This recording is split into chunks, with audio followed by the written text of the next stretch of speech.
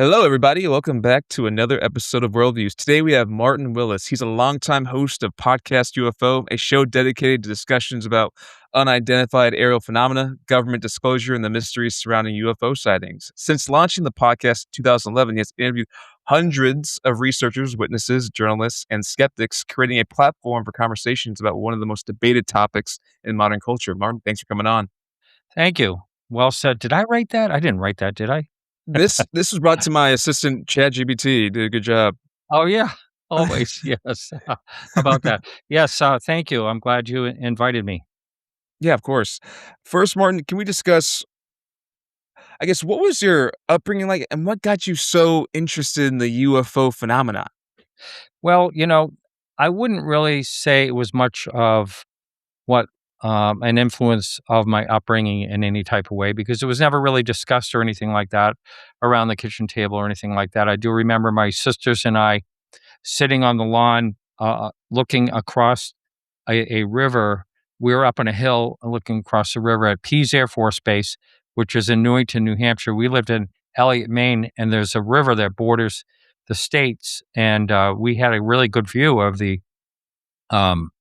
airfield. And one day there was something really weird like floating over it, and we just sat there. We went and got the binoculars, and I think it might have been a weather balloon. I'm not really sure, but so that's the only time I can imagine in my entire childhood that there was any type of possible UFO talk or anything like that. I do remember my best friend. We were friends since 7 years old. I just heard from him today. He said that I mean, he had some type of interest, and I asked why, and he showed me this magazine, Omni magazine, that had an article. Was a great old publication. It's long gone now, but so I remember looking through that and thinking, "Wow, is these things real? This is something." So I sort of had a little bit of interest, but then I had a sighting in 2006, and that's what made me say, "Hey, really, there's something to this," and so that's really where I turned the corner there. What was your sighting? Well, I was in Carmel Valley. I was in a friend's ranch house, and they had a hot tub. So people always ask me if I was drinking. I was not drinking. So I went out to the hot tub, and I was alone in the hot tub, unfortunately, and no bubbles or anything. And there's a reason I'm saying that. Then all of a sudden, something caught my eye, and it was a perfectly shaped disc. It went right over my head. It had a blue glow around it, and it was a nice, steady, slow movement toward Monterey. Um, and and then it stopped, and then it stayed for a second, and then it headed toward Monterey. It was heading toward Carmel actually, and then it turned toward Monterey. So I was really, if I had a camera beside me, I wouldn't have picked it up. I wouldn't have thought to, because I was so in the moment, like, what am I seeing? And the thing that freaked me out, which I had never heard about at the time, which I hear all the time now, it was dead silent. And I'm thinking, how is this thing moving? There's no sound at all. It's just like it was, I just couldn't picture what was propelling the thing. And so I jumped out of the hot tub. I ran into the guest house. There was a phone on the wall, and I called 911 and apologized. And I was met with a lot of sarcasm, put on hold by the dispatch. And about 20 minutes later, I hung up and called it a day. But, it was right then and there that I said, there's really something to this. Follow up to that, I went into work. Then a couple days later, I worked at an auction gallery in Oakland, and I was mentoring someone there, and so we had each other's confidence, like it was that type of relationship. But surprisingly, I told her, I'm going to tell you this story. Don't tell anyone. And about 15 minutes later, everybody in the auction hall was teasing me. So I just decided I wasn't going to talk about it for a while until I started podcasting on other things, and I thought, wow, this might be a good topic to podcast on. And I was an early podcaster as far as podcasting goes, and it was not easy to do back then. But anyway, that's kind of how I got started in this. So that was 2006 for the sighting, right? Yep. 20 years ago. Happy anniversary. It's funny Yeah. too, because thinking about it, back then it was lame, dorky, Yes. odd to have sightings. Now it's kinda like, "Whoa, that's interesting." Yeah. No, I really have seen a change, you're right. Yes. Yeah, and I guess since starting Podcast UFO, how has your perspective on the whole phenomenon shifted even further? Well, I would say that I've learned to take it serious and that, even the strange and odd stories that people are telling, sometimes I think they're, even more convincing to me when I hear something really, really odd, because it's not the standard fare. And when you hear something really weird that doesn't make any sense, it kind of fits a lot of the time. I can tell you an example if you'd like, one of my favorite sightings, if you'd like to hear it. Oh, yeah. Okay, so a gentleman, I put out on my show one day that, hey, if anyone out there has had an unusual UFO sighting, get in contact with me, and maybe I'll interview you, and hear about your sighting. So this guy contacted me. His name was Albert Wayne, and so I said, okay. I started like 2 minutes talking to him, and I said, okay, all right. I'm recording this. I have to record this because, first of all, he was extremely credible. He was logical, smart, and he said, "This is the first time I've told this publicly. I've only told a few people in my life about it." So, okay, back in 1978, I do believe he said, he was on his way from Connecticut to New York City to club. Was it 55? I can't think of the name of it. Whatever. It was a very popular club, long closed. So he was on his way, even though he wasn't 18 at that time. It was the drinking age, 18, and so he was on his way there with his girlfriend, and they were going along I-95, and all of a sudden he said, looked over and he saw this light coming down, and he said to his girlfriend, "I think that's a plane. I think it's going to crash." And so he saw it come into this field and just stop. So he pulled over, and he said all of a sudden, the whole field lit up bright like the sun, like daylight. And all these other cars pulled over too, in front of him and in back of him. They were all watching. And he said the strange thing is, below the tree line, it was like in a big open field, and below the I mean, all of a sudden the trees started waving back and forth like a hurricane, back and forth, back and forth. And so he's just sitting there staring at it with his girlfriend, and they're not saying anything to each other. And he said, and all of a sudden, almost as if it was there all along, it's right directly over them. He said he didn't see it move; it's just there. And so he looks up, and this is where he says, "I'm having a hard time saying this, but I look up. There's amber windows, and there's these hominid figures looking down at us." And he looks over at his girlfriend. And all of a sudden, he hears in his mind, "Don't worry, we're just observing. We won't bother you."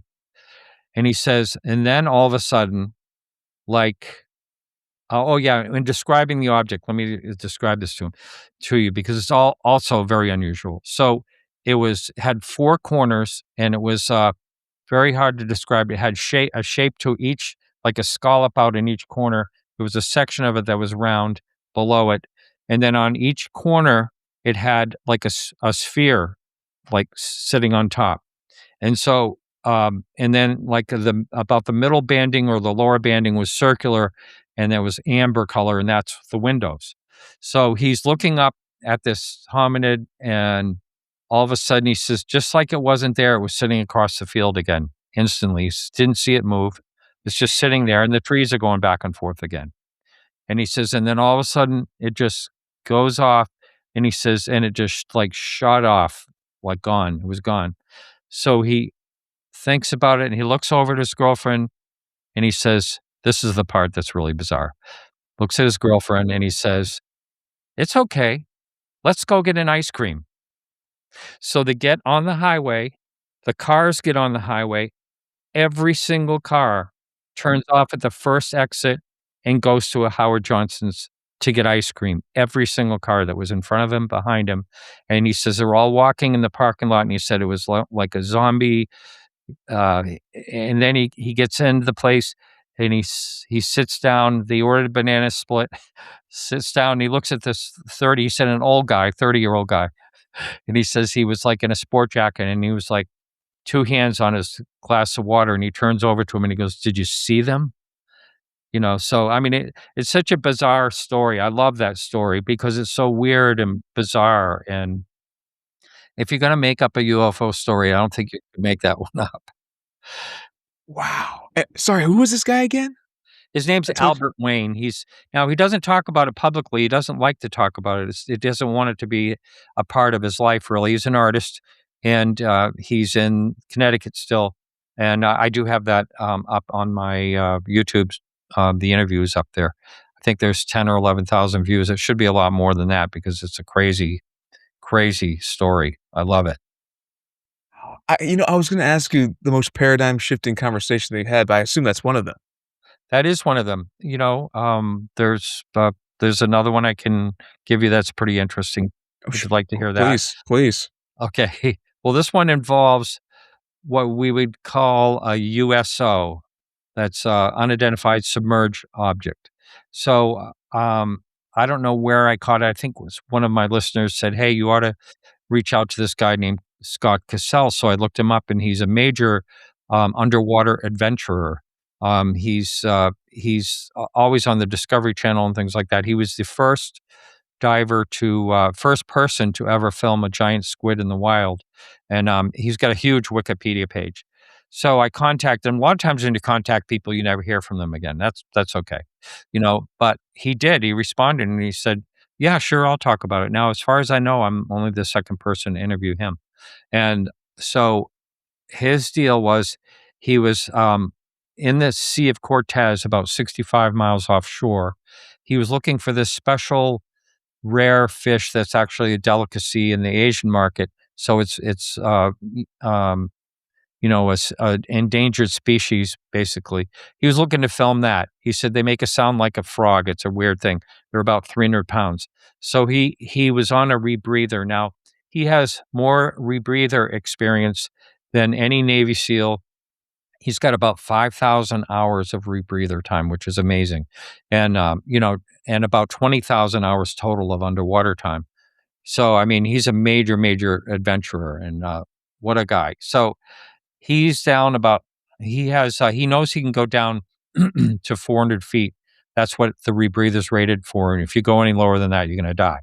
So he's down at 200 feet, and and it kind of slopes off down deep, but he's like bouncing along the edge in the grass and looking for this type of fish. And he's filming. He's got his camera going just in case something pops up or whatever. Then all of a sudden he sees this like flash, like a gold color. So he turns, and he's like blinded by the reflection off of his lights. And he looks, and there's like this cube sitting there, this gold colored cube. And it's not really that big. It's like a meter by a meter square. And so 3 feet by 3 feet square. So then he starts to move toward it, and it moves away from him. So it's mimicking his moves. Whatever he does, the thing stays far enough away. And so he's going after it. And then he realizes he's cleared his ears 6 times, which would bring him down to about 400 feet. And sure enough, he checks his depth gauge, and he is down as far as he can go. And so he puts his camera down, he's filming the whole time, puts his camera down, gets the flash off, and he sees it's just a stationary cube just sitting there with intelligence. This is the most bizarre thing. So he has swam next to whales and all types of things. And he says every time like a whale will go by you, he says you spin around because there's water displacement. You just spin around. So this thing just shot right past him. He said there was absolutely no water displacement at all. And then it was gone. And then all of a sudden he said, "What am I doing?" He got scared. And he says he's only been scared a couple of times in his life. And this guy's he had his arm almost taken off by there's a squid that gets about 6 feet long that attacked him one time, and he's been around sharks. He plays with sharks. He thinks they're like dogs. This is the one time he was, the second time he was ever scared and decided to get the hell out of there. But I just think that's just an amazing story myself. Oh my gosh. Yeah. Can we get one more? Let's see. Okay. Well, there's so many that I can think of in the past that are just really interesting.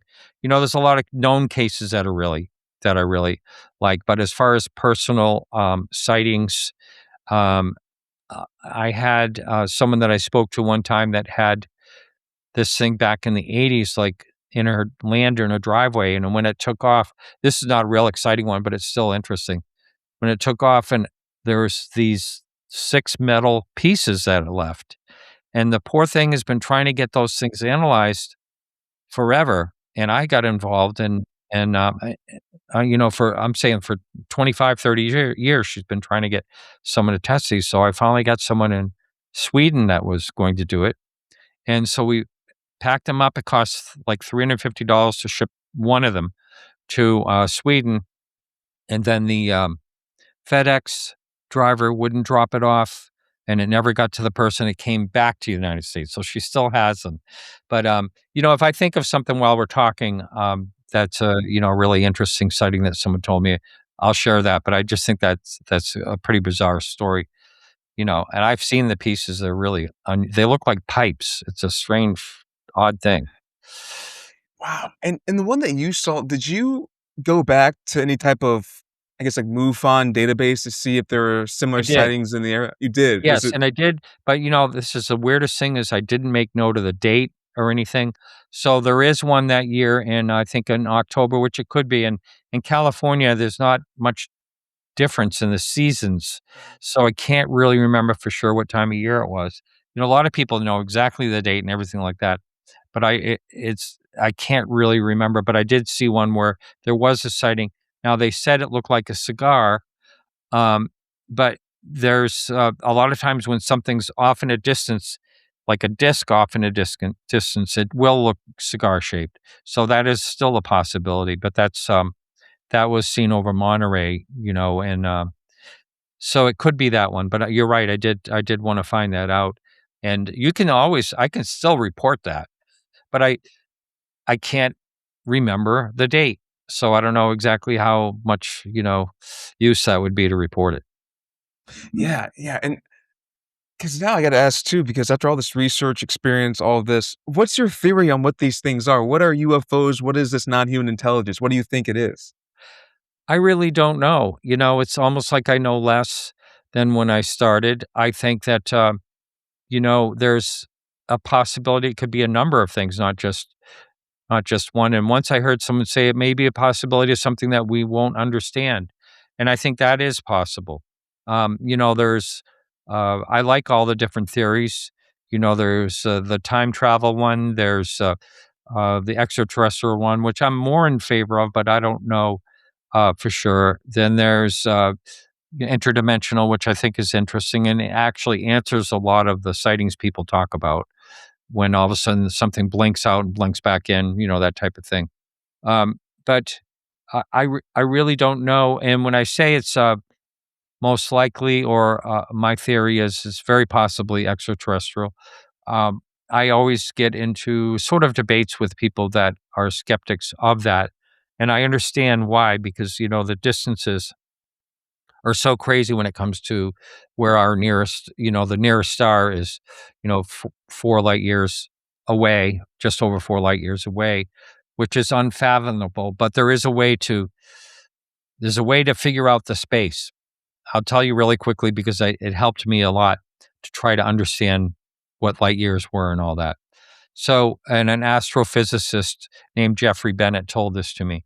He said, if you are in Washington, D.C., and the sun is the size of a basketball, the Earth would be the size of a ball on a ballpoint pen, that little tiny little ball on a ballpoint pen.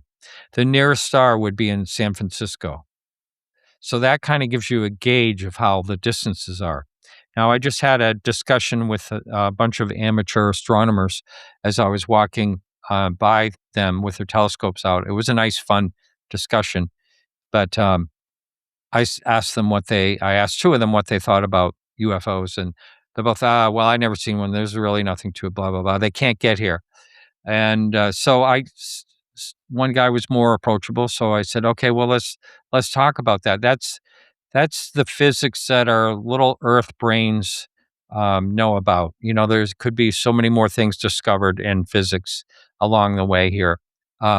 Maybe they know how to bend and fold time, space time, and whatever. Um, but the next argument was, well, my question is why are there so many blurry pictures? And I said, well, that's where you're wrong. And I said, let me guess, Neil deGrasse Tyson. He always says that. I said, right? Is that? And he kind of smiled. And I said, well, there is a lot of really great pictures. You can't believe anything you see today that's made today. But going back in the 50s, there are some photos that you just don't see enough of them out there, but there are some really good, clear photos of UFOs. There's a YouTube channel called Eyes on Cinema, and he's always digging out these old videos. And in those videos, a lot of them, there are some really nice photos. There was a man named Richard Hall that had a huge collection of these photos, and I think they were sold after he passed, and I think they're in Europe somewhere. But it's a shame they're not out there for everybody to see them. Yeah, I'm convinced that some people, for example, there's a photo I think the government said was an official, legitimate photo. It was just whether or not the question of if it was truly a UFO and the photo was true. And I remember it was a jet following the saucer object, and it was from the 90s. I forgot where I think it was like 1990. I forgot the location though. And I took that picture and I sent it to a friend of mine and said, "Do you think this picture's real?" And he said, "No." And I was like, "Well, the government just said this picture's real. It's just a matter of whether or not what's in the photo is actually real." So sometimes I'm thinking people are so skeptical that they reject it regardless of what they're shown. That's right. Yeah, and I think I know it's probably the one in Europe. Did it look like a big triangle sideways? Yeah, I just remember it was a jet falling kinda looks like it was following it almost, and there was big Right. speculation that it was taken off of, that it was maybe fake due to maybe it was a reflection of the water or something like that. But maybe I'm trying to remember what it was called though. I'm not sure if it was Europe or if it was Calgary, something. Is Calgary in Okay. Europe? I believe what you're thinking about is what they consider, the clearest UFO photo, but there are a lot Yeah. more. But it was called the Calvine UFO photo. Yeah, that's the Yep. one. Yeah, And yeah, that was yeah, in yeah. 1990. That was in Scotland. And yeah, that's a very, very clear picture of a UFO. And so I had heard about that a long time ago. And David Clark in England has done a great job getting to getting down to even the photographers of that, um, who are that no one can find them. And James Fox had featured that in a recent movie that he did on UFOs. I think it was called The Program. And he found a cook that you could barely understand that was knew the two guys that took the picture. And he said that during a cigarette break, he saw them out talking to someone in a car. It was pouring rain. And then the next day they were gone, never to be heard from again. So those are the ones that took the picture. So they have never found those people. That's also an overlooked part of the phenomenon, this, like, missing people sort of thing. Reminds me of the Westall UFO in Australia. One of Yes, the girls that experienced it, they just never saw her again. that's right. Yep. Now I did talk to someone that claims that they were able to find her.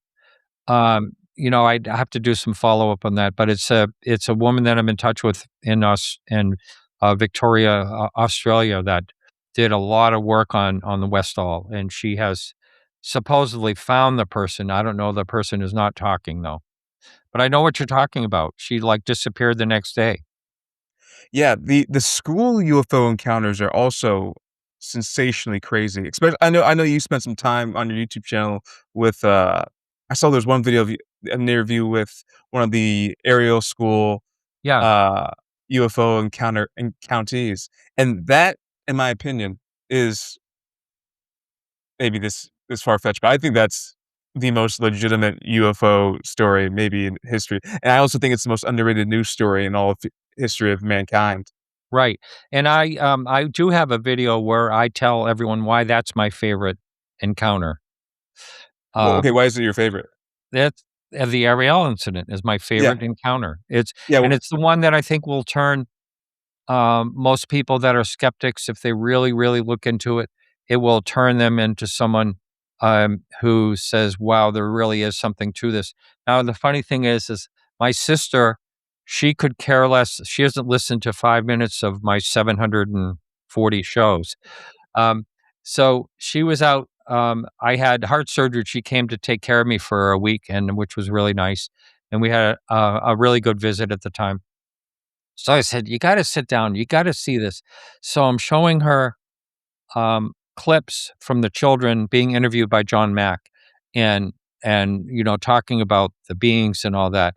And I go, "Well, what do you think about that?" And so she goes, "Huh," like that. And then she said and literally, she said, "Where do you think we should go? Uh, should I go to pick up dinner?" So she doesn't now this the funny thing she was a nurse for a long time, but she is married to someone that worked at Los Alamos Labs for many years, retired from there, a scientist, PhD in chemistry. So, Wilbur's his name, he's a great guy. And so here I am, they're they pull up in a car and I'm talking, I do this show in UFOs. I never had told her before.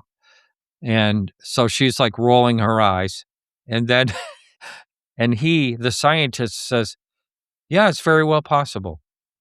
And I said, "So you think it's very well possible that, y like a species from another planet could be visiting?" I says, "Yeah, it's possible."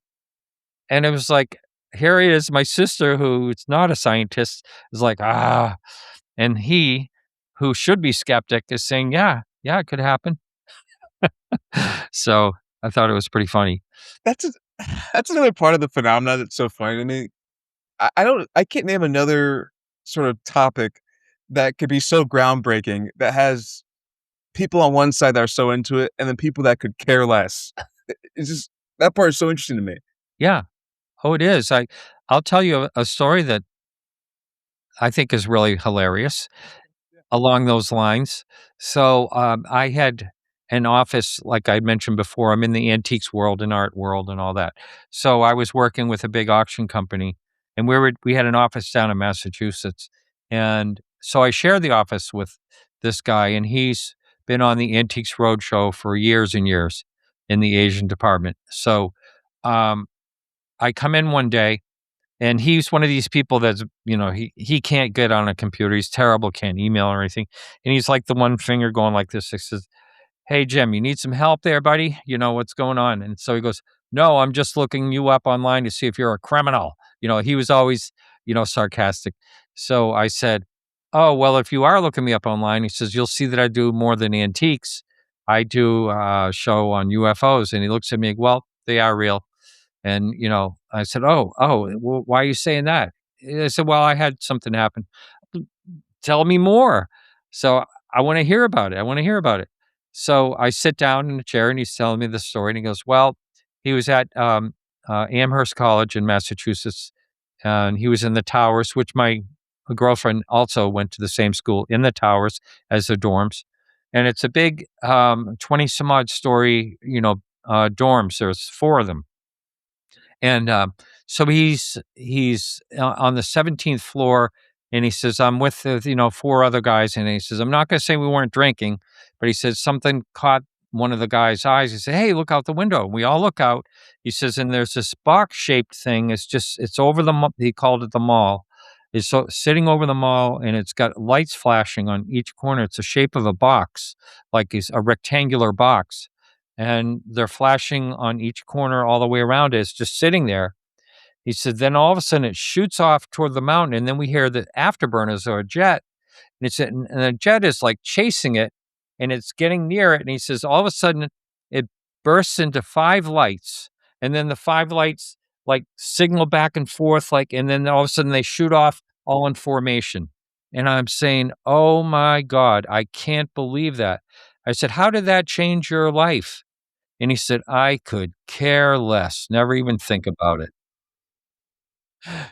So, would you say people react differently, you know? And I so think I've that tried to get him to talk on my show about it, and, "Yeah, I don't care, I'm not gonna." Yeah, he doesn't wanna do it. it's funny we say that too, because the biggest example of this is probably Bob Lazar. Because Bob Lazar says he witnessed all this stuff, and he's like, "Yeah, I just care about the technology. I mean, they can be from a different planet, it's fine, but this technology really interests me. That's what I really like." It's like, you might have saw aliens, and you're just I actually seen them, but you might have been experiencing alien technology, and you're just excited by the fact that it's just different technology than ours, not the fact that this could come from some faraway civilization. That part was really interesting to me too. Well, you're not gonna like my stand on Bob Oh, Lazar. please, give me your stance. Okay, let's just go to some examples. First off, I've done a lot of research on Bob Lazar. Um, I'm gonna give you probably the most telling example about him lying about his education. Okay, Mr. MIT, he was in a public forum and someone said to him, "Oh, Bob, what square is right outside of MIT?" Because anyone that's ever gone to lunch there, they'll know it's Kenmore Square is right there. Um, and so he goes, "Oh, it slips my mind." And it was like, that's all I needed to hear. Also, I know someone that works at MIT and she's in the records department. She went back as a project. I said, find anything about Robert Lazar here. Find, you know, do whatever search. She can go back. She said, I went to files that could not be expunged. And, because everyone says, oh, his records were expunged from MIT. But she says, I went and places where nobody can get to. And she said, there's never been a Robert Lazar here. So anyway, okay. So some people say, well, even George Knapp admitted he probably lied about his education. So my thoughts on Bob Lazar, he did know some things that, um, and I'm not talking about element 115 or anything like that, but he did know some things that were really interesting. So my thoughts have shifted over the years, and I think he's more of someone that knew someone really well that would never talk about it, and he had permission to take on that persona. So that's what I think. He's a bright guy, but if you look on my website, do you mind if I put it out there? podcastufo.com. If you go into that and you search for Bob Lazar or Muddying the Waters, I think I title it, you will see lots and lots of documentation that I have that I went through that there's just no way someone that was a photo processor that had basically had convictions and things like that, that could have been doing what he's doing. So I really think he's taken on someone's personality that had some inside of it. Interesting. So you're saying that what Bob Lazar to a degree is saying is true. It's just not his story. I don't think it's his story. And, I've argued with, I'm trying to think of his name up in Canada, who's coming out any minute now with a Bob Lazar movie, a new one. And we sort of, Luigi, he and I sort of debated this last year at Contact in the Desert. And so I'm open to hearing more of it, but I don't know what it would take to convince me. But I guess, my mind is sort of made up, and I know that's not very open-minded, but I just feel with all the research, it just feels impossible that he could have been the person he claims he was.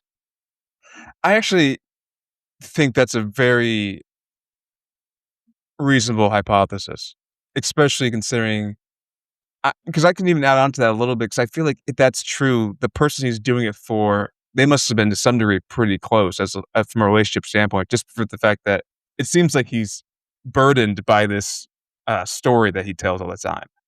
Hmm. Through when he talks about Joe Rogan, through when people make fun of him all the time about it, getting teased about it. And then I think there's maybe you can correct me on this part of the story, but I believe when people are researching into his life to try to find the holes, they found that his wife was not faithful to him as well. So I think that was on top of it too. Yeah, there's a lot of weird things when it comes to, his, wives, and, she died mysteriously, and, there's just a lot of weird things all the way around. So but anyway, I encourage anyone to go to the website and read and, decide for yourself, really. Yeah.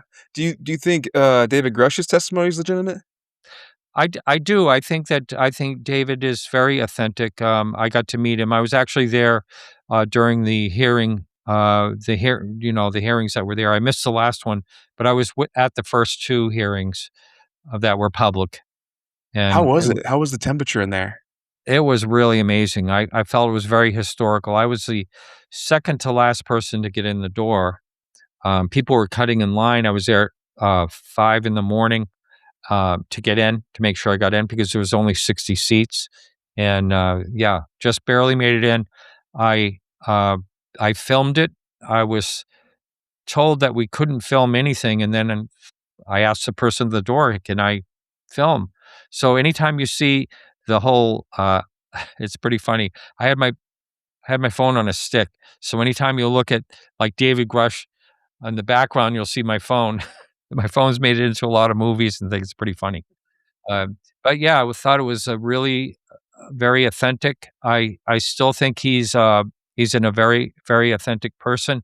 I also think that it's possible that he's been given some disinformation, to discredit, sort of discredit him. I think he knows a lot, but I don't.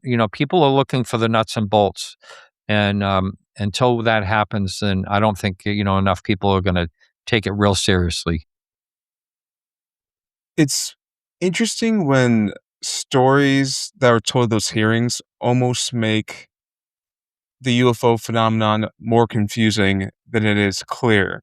Such as, I don't know if it was that hearing particularly, but they were talking about a UFO sighting in which I think maybe Grush told the story, in which this object split between two jets, and the object was described as a black cube inside of a translucent sphere. And hearing that and trying to picture that in your head makes things so odd and existential because you're thinking, what else could this possibly be? I mean, even let's give the skeptic let's grant the skeptic some credence here. Let's say it was a man-made object. How? Like, how could what would that even what's that supposed to do? And how fast these things move too. That's right. There's so many things that make, it so interesting that I don't believe they're man-made objects. And one of them is, of going super fast and then turning instantly. That the G forces would make jello out of people, there or, you don't even think about this, but we don't have any type of hardware that wouldn't be destroyed by that type of G force, you know? Like, for instance, the Tic Tacs dropping from 60,000 feet and down to just above the ocean in a fraction of a second. There's no hardware we have that could stay together doing that. But, it's some type of technology that, again, it goes around physics that we know, basically. Yeah, it's so crazy. And what was the hearing that you were at? Did Eric Burleson speak at that, the Missouri representative? Which one now? Was Eric Burleson, the Missouri He representative, did he he speak was at not, he was not at the first 2 that I went to. He was at the 3rd one, and I just, saw him when I was in Washington, DC at the press club that, James Fox put together about the Brazil, Varginha, case where the doctor claims he was in the room with a being. So I got to meet the doctor and interview him, and so I was right in the front row of the press club. That was January 20th of this year. and That I was assume interesting. do you feel the doctor's legitimate? I do. Yes, I do. Some people were discounting him because they said, why did he all of a sudden decide to talk about it? Well, he very well explains that, he had a heart attack, and of his colleague that also witnessed the being. basically died of a heart attack, and he just felt like he didn't wanna go to his deathbed without talking about what he's seen. He's very, very sincere, emotional, and, so I don't think you could fake it, and he had nothing to gain. There was no money to gain. He's basically a brain surgeon, so he doesn't need any, money or anything like that. He doesn't really want any fame, but he just wanted to kinda get it off his chest, so I buy his story. Was that the case in which the aliens sent messages saying you humans don't realize your potential? Was that a different one? I don't think that was part of it. This was one where it was in Brazil. I don't have the year. I think it was 1995, but I'm not sure. And so basically, the one person that was actually there as well in Washington, he was basically driving along and he saw this thing like floating and then sort of like crash. And he was, he stopped and tried to see if he couldn't tell what it was. And, then it wasn't while he's there, like, going over toward it, all of a sudden the military show up. So they were tracking this thing, whatever it was, and, so they basically told him to get out. And he also is someone very emotional about the whole situation. So, um, what had happened, though, is that there was people started spotting these 2 beings about, I don't know, a day or 2 later, and one was right in this village, and it was crouched down. These 4 women were walking, uh, in an area that they always walk to, I don't know, do whatever they do, and they saw this being all crouched down, and, they said it had an odor. They could smell, like, this foul odor, oily skin, red eyes. It didn't look human at all, but it looked very scared, and it was there, and that's what they remember. Then there was a military person in the military, or the local police department, that's what it was, who captured one, and he carried it, and brought it into the hospital, and within 2 weeks, he was perfectly healthy. He died of something. They very unusual whatever he died of.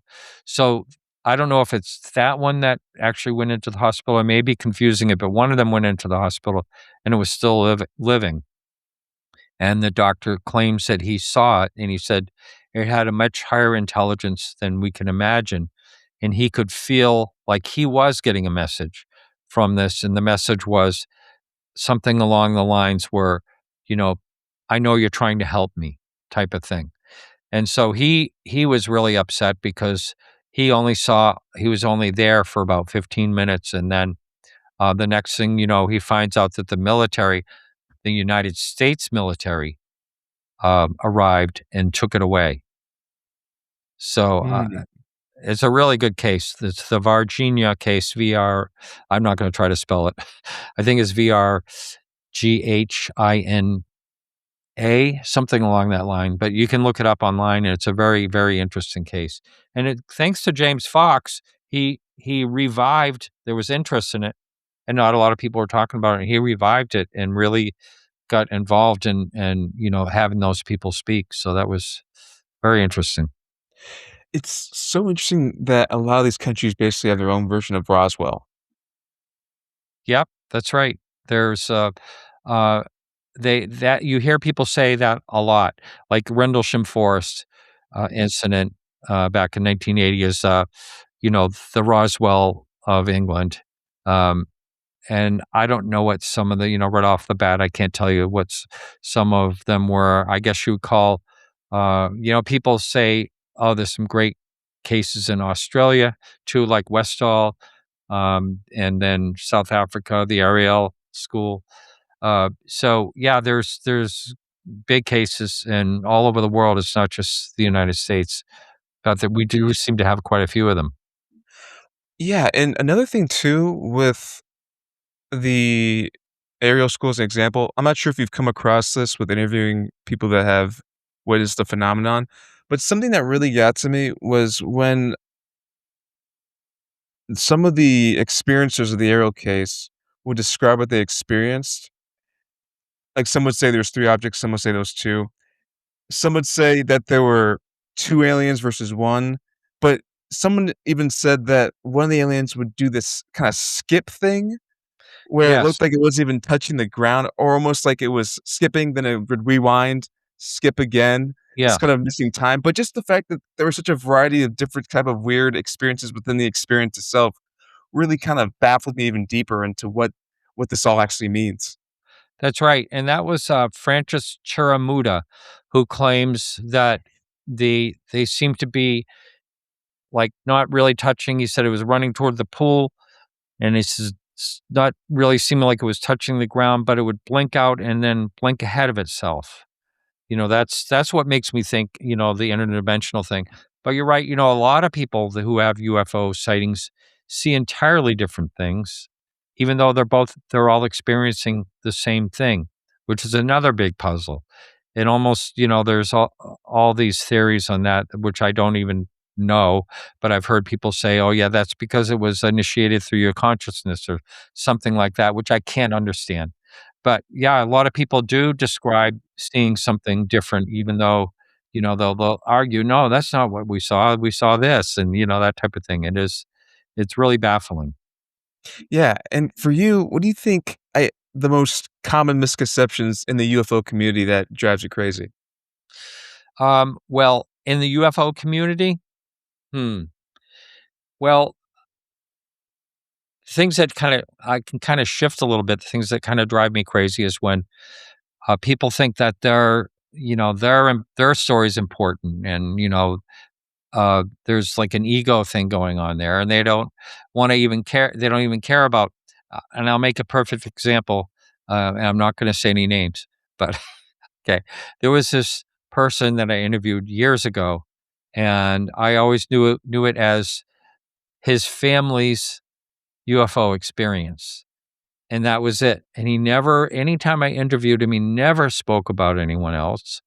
And then someone contacted me one day and says, "Hey, you got to watch on Netflix. There's Unsolved Mysteries is an episode.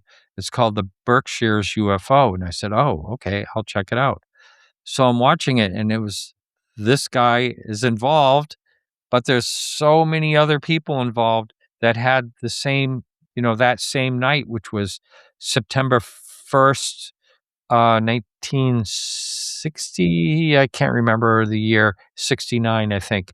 But anyway, so they all had this experience and amazing stories. And I would say that I think you still can find that on Facebook.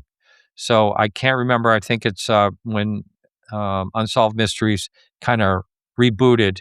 I do believe it's the second season, but look for Berkshire's UFO. It's a great, great coverage of that. So I got to meet all of the other people. I went up and sat with them, had shows up in that area. Tom Warner, I'm still friends with today and talk to quite a bit. He was possibly the only person that other people saw like a beam of light come down and disappear. And so he tells his story. It's a bizarre one. He's on the craft. He sees other kids. He sees someone he recognizes. Later on, he figures out that's Melanie Kirchendorfer, who she's been on my show a number of times. I went up and met her too. She's a very nice woman, uh, very credible.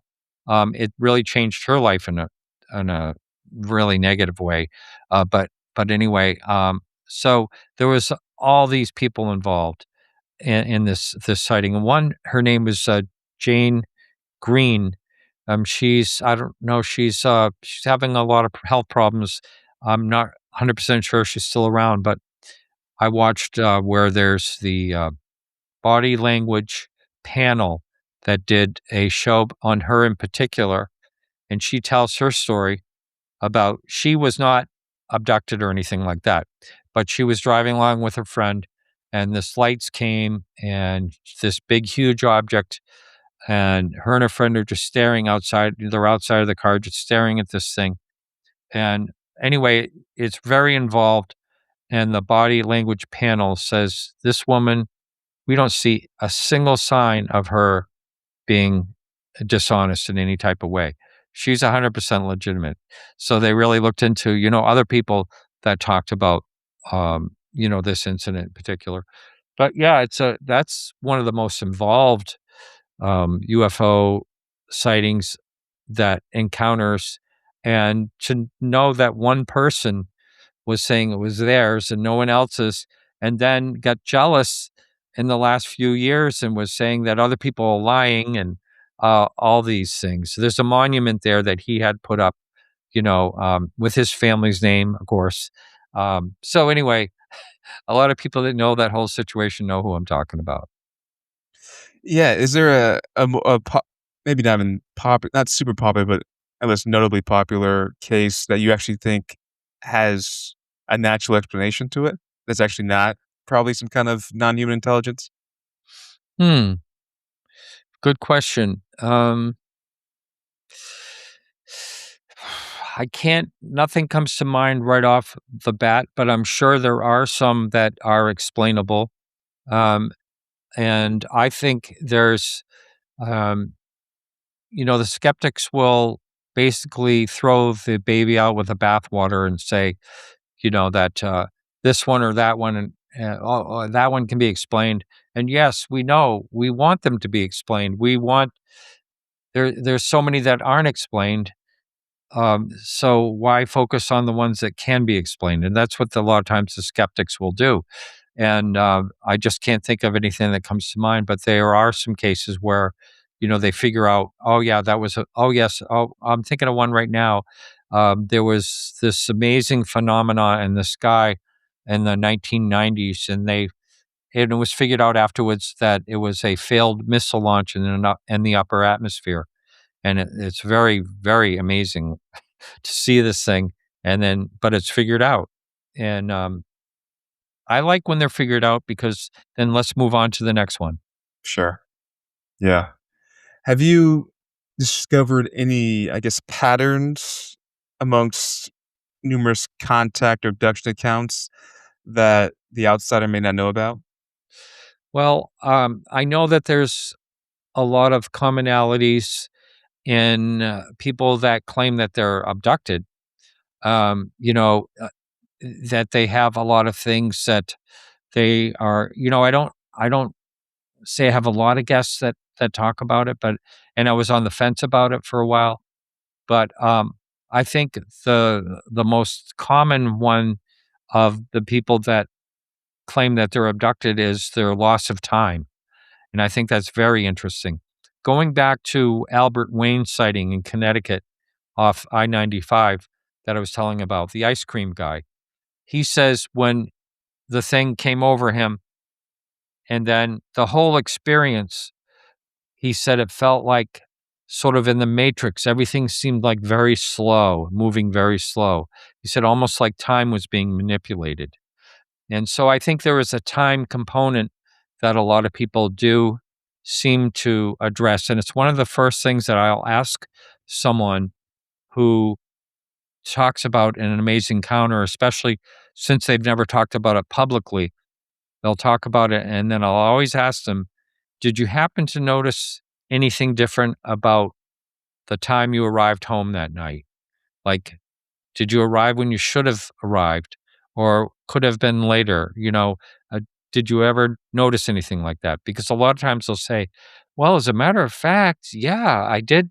I, I did wonder where all the time went.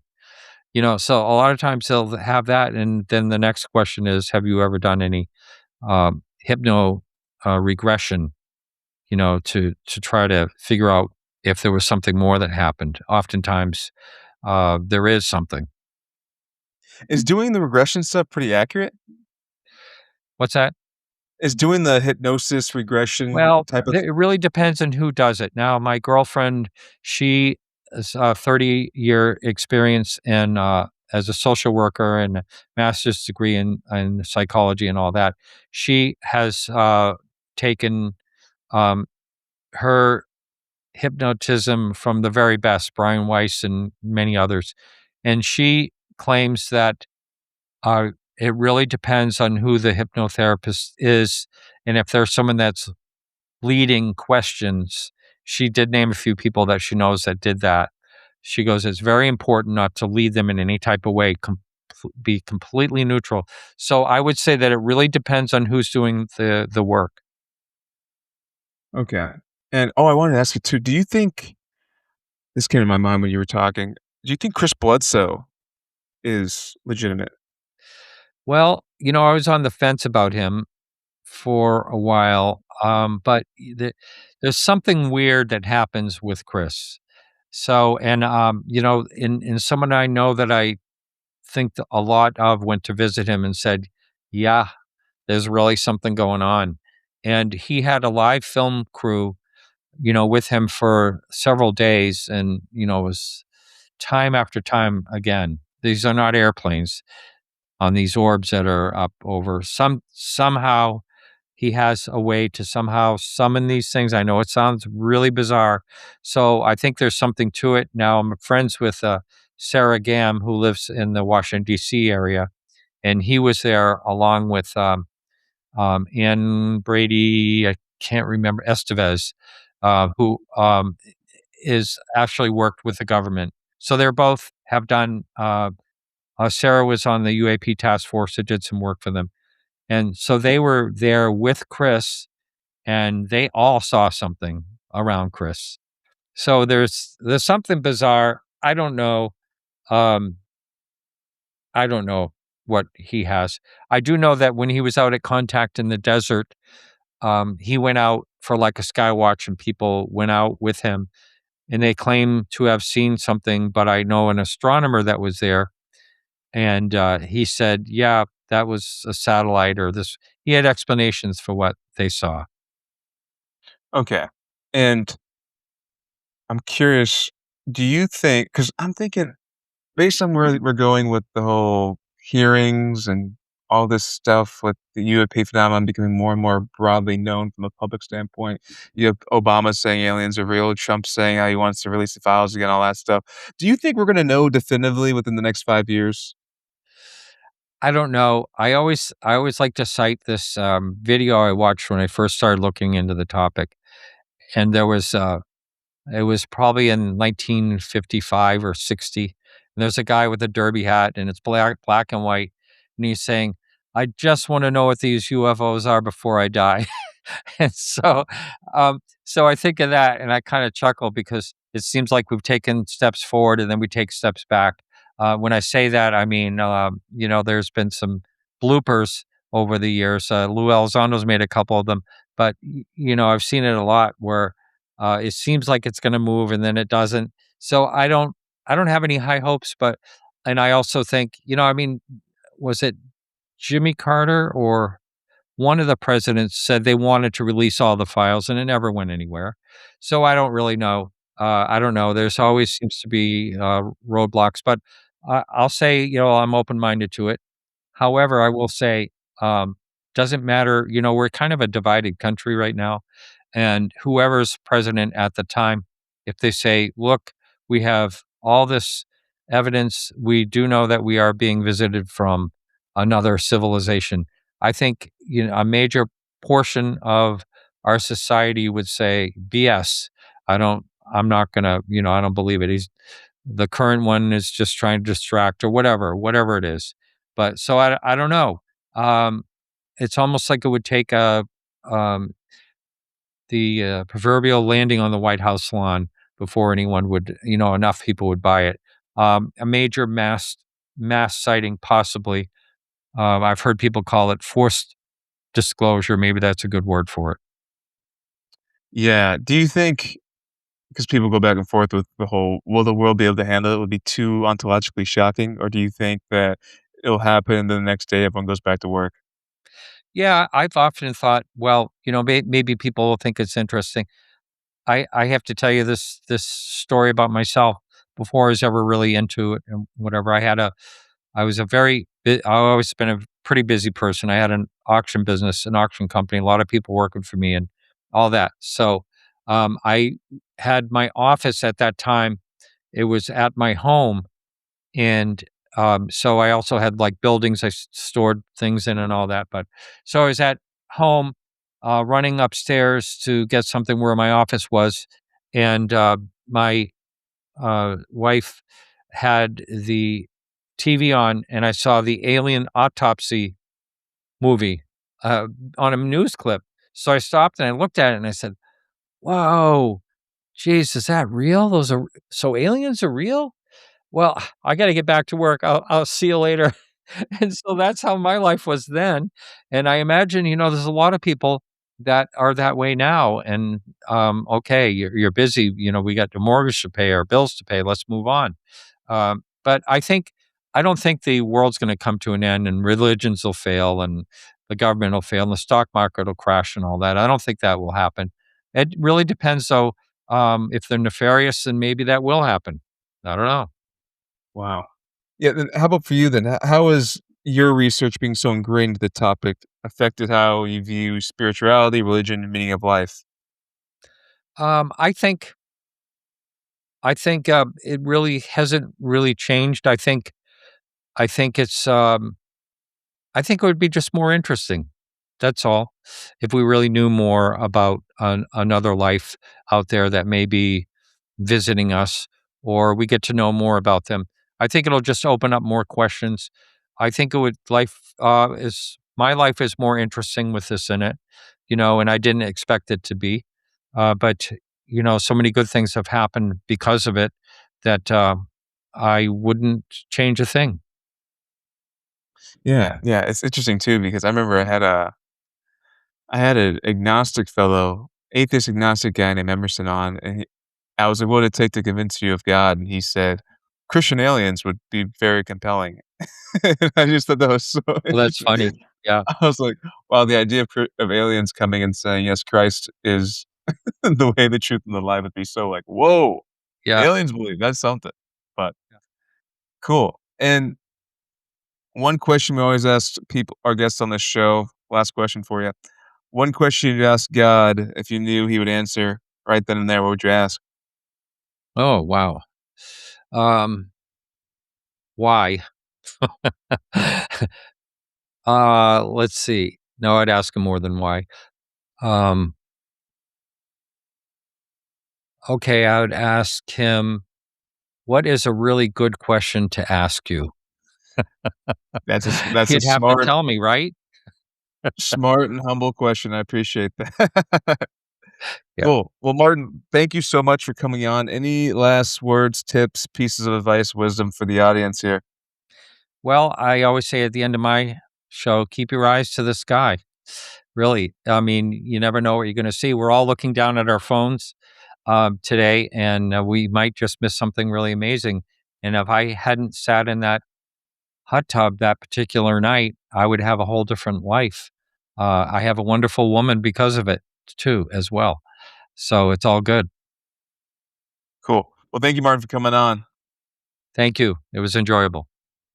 Free audio post production by alphonic.com.